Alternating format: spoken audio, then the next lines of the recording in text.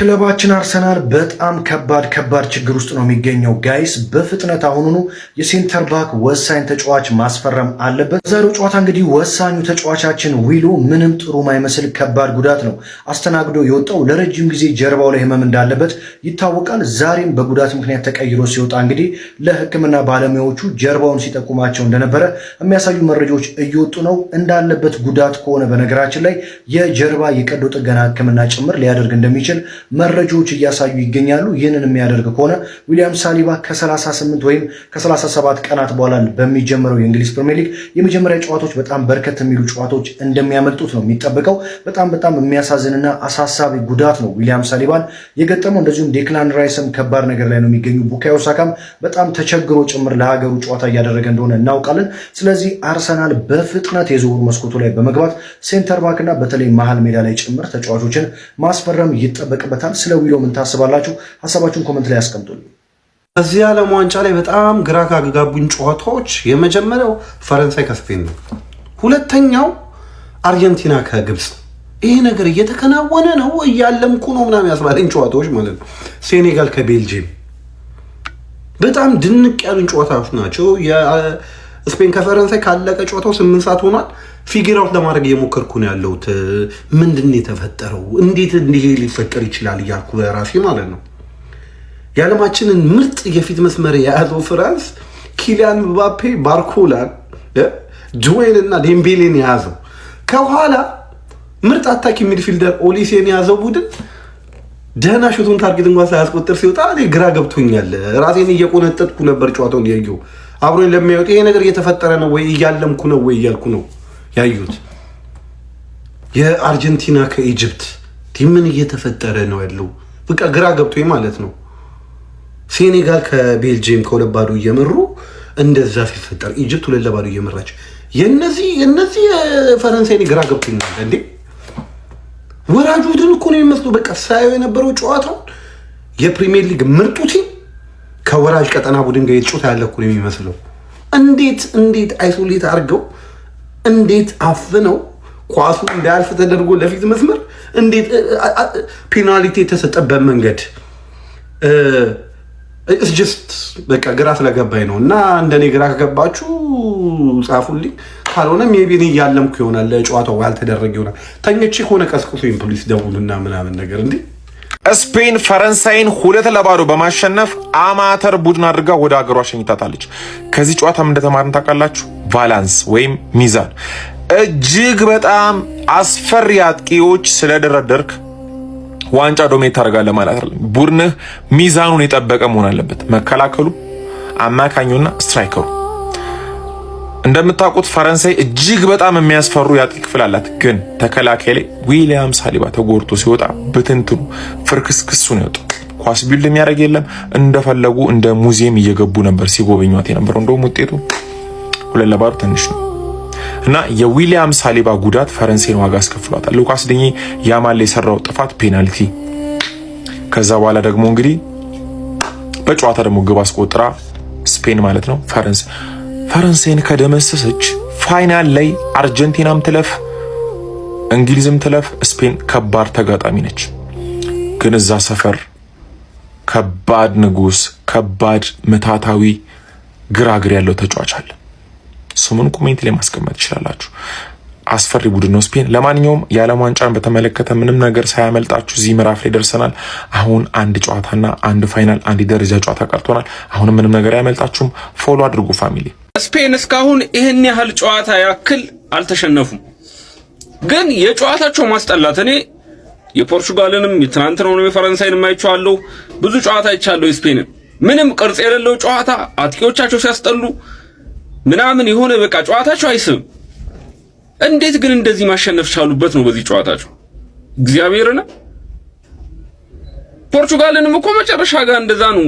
ቤልጂየምንም መጨረሻ ጋር ትናንትናም እኮ ፈረንሳይ ያው ሙከራ አላረጉም እንጂ ከነሱ በላይ ኳሱን ተቆጣጥረው የተጫወቱ እነሱ ናቸው። የነዚህ ጨዋታ በጣም የሚያስጠላ በቃ የነዚህ ጥንካሬያቸው የኋላ መስመራቸው ምንም ኳስ በጣም ነው የሚቀሙ። ጭራሽ አትጠጋቸው።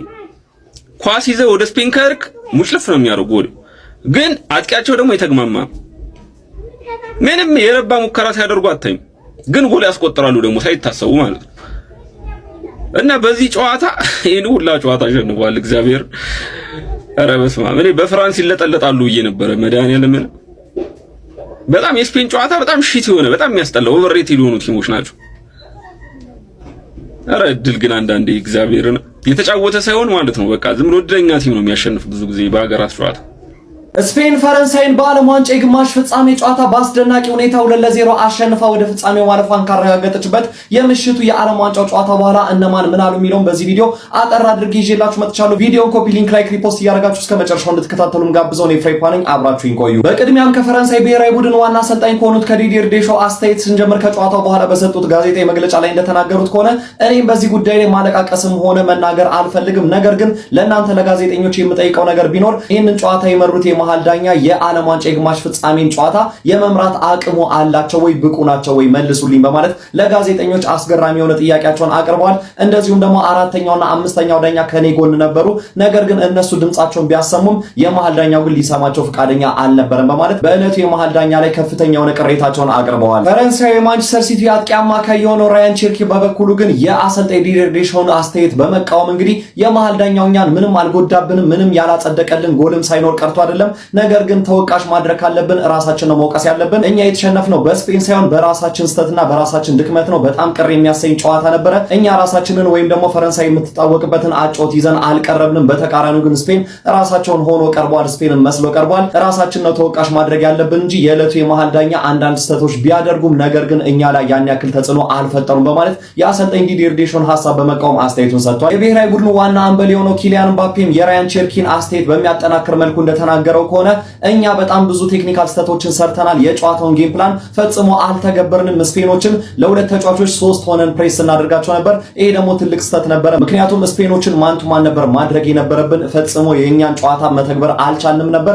ደካማ እንቅስቃሴን ያደረግነው በሴሚ ፋይናል ስታንዳርዱን ወይም ደግሞ ልኬቱን የማይጠብቅ የወረደ ብቃት ነበር ያሳየነው። መሸነፍ ይገባናል፣ ማሸነፍ ፈልገን ነበር፣ ነገር ግን ጨዋታችንን አልተጫወትንም። ስፔን የሚገባቸውን ድል አስመዝግበዋል በማለት ለስፔን ያለውንም አድናቆት ጨምሮ ገልጿል። በጨዋታው ላይ አስደናቂ ብቃቱን ያስመለከተና በምሽቱ ጨዋታ ላይ የአማካይ ክፍሉን ተቆጣጥሮት ያመሸው የማንቸስተር ሲቲ አማካይ ሮድሪ በበኩሉ እንደተናገረው ከሆነ በቡድኔ በጣም ኮርቻለሁ፣ የሚገባን ውጤት አግኝተናል፣ ነገር ግን አሁን ለፍጻሜው ጨዋታ በበቂ ሁኔታ ማረፍ ይኖርብናል። ሁሉም ሰው በፍጻሜው ጨዋታ ላይ የራሱን አስተዋጽኦ መወጣት ስለሚኖርበት በቂ ረፍት መውሰድ ይኖርብናል፣ ነገር ግን የሚገባንን ድል አስመዝግበናል በማለት አስተያየቱን ሰጥቷል። በጨዋታው ላይ ሌላ በጣም ኮከብ የሚያሰኝ ብቃት ያሳየው ፓው ኮባርሲ በሰጠው አስተያየት ላይ እንደተናገረው ከሆነ ከጨዋታው በፊት በግብ ጠባቂያችን እንደዚሁም በተከላካይ ክፍሉ ላይ ብዙ ጥያቄዎችን ሲሰነዘሩ ነበር፣ ነገር ግን የፈረንሳይን ማጥቃት ጸጥ አድርገን በርካታ አፎችን ከጨዋታው በኋላ ማዘጋት ችለናል። አሁን ላይ በጨዋታ ላይ ክሊን ሺት ወይም ደግሞ ጎል ሳይቆጠርበት ይዞ መውጣት ትልቁ ውጤት ነው በማለት አስተያየቱን ሰጥቷል። የግራ ተመላላሹ ማርክ ኩኩሪያ በበኩሉ እንደተናገረው ከሆነ ይሄን ጨዋታ በአግባቡ ተቆጣጥረናል፣ ማሸነፍ የሚገባን ነበር። ልክ እንዳለፈው ጄነሬሽን ሁሉ የአውሮፓ ዋንጫን አሸንፈው የዓለም ዋንጫ እንዳሳኩት ሁሉ እኛም ይሄንን ታሪክ ለስፔን መጻፍ እንደምንችል እተማመናለሁ በማለት አስተያየቱን ሰጥቷል። በመጨረሻም በምሽቱ ጨዋታ የስፔን ብሔራዊ ቡድን በአስደናቂ ሁኔታ የመሩት ሉዊስ ዴላ ፎንቴ በሰጡት ጋዜጣዊ መግለጫ ላይ እንደተናገሩት ከሆነ ፈረንሳይ በጣም ታላቅና ምርጥ ቡድን ነው፣ ነገር ግን የዓለሙን ምርጥ ቡድን ስፔንን መግጠም ነበረበት። ያንን ዛሬ ተገንዝቧል ብዬ አስባለሁ።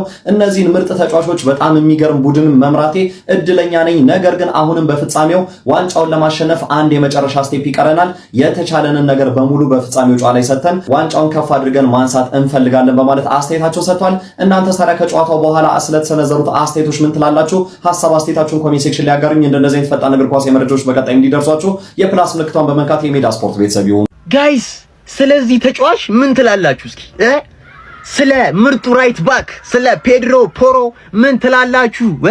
ትላንት ከፍራንስ ጋር ደምቆ አሸብርቆ ነው ያመሸው። ብራዘር የዓለማችን ምርጡ ራይት ባክ ማን ነው በይሳት ብትለኝ አንድ ነገርም ነግር ፔድሮ ፖሮ አለቀ። ብራዘር በትላንት ጨዋታ ብቻ አይደለም ብራዘር፣ በዚህ ዓለም ዋንጫ ደምቆ አሸብርቆ ነው ያለው። 2 ጎል አለው ባይዘው። ትላንትና ሬቱን አይታችሁታል። የጨዋታው ኮከብ ተብሏል።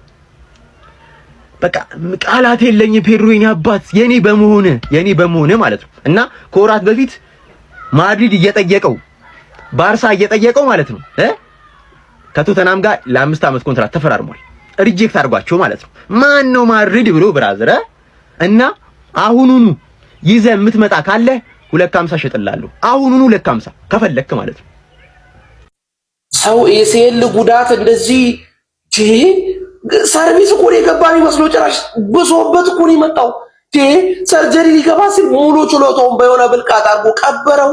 ከዛ በኋላ ያ ችሎታውና ወልዶለት አድጎ አውሬ ሆኖ መጣ። መጀመሪያ አካባቢ ከሰርጀሪው በኋላ የት እንዳስቀመጠ ግራ ገብቶ ትንሽ ተወለባብዶ ነበር። አገኘው። ኧረ ቢስሚላ ከሶ የጋኔ ብርም ሊቀጣ ዓመት ሳስበው ነው ትናንት ቋቅ ያለኝ ፖሊስ ምናምን 150 ሪከርድ ከምትል ይሄው ከሮናልዶ በኋላ ምርጡ ተጫዋች ሮድሪን አስገባ። ፕሪሚየር ሊግ አይበጥብጠው ማድሪድ በተለይ ሞሪኒዮ እንዲህ አኡዙ ቢላ ይሄን ተጫዋች ይዘህ ኮንክሪት የሆነ ተጫዋች የምናብ ኦሊሴ ነው። ኧረ ኦሊሴ ጸረ እግር ኳስ ተጫዋቾች ብቃት በቃ የነሱን ብቃት ማጥፊያው ይኸውና ብራዘሪ እንዴት ነው ከልቡ ስራዬ ብሎ ነው የሚጫወተው። ማሊያው ትፎ ግድግዳ የሆነ ተጫዋች ኧረ አኡዙ ቢላ። ለማንኛውም ሲቲዝኖች በደንብ ኮፒ ሊንክ ጋርዲዮላ ጸጉር ይዞ ተመልሶላል። ምንም ያመላጣ ሄደ። ይኸው ሌላ ጋርዲዮላ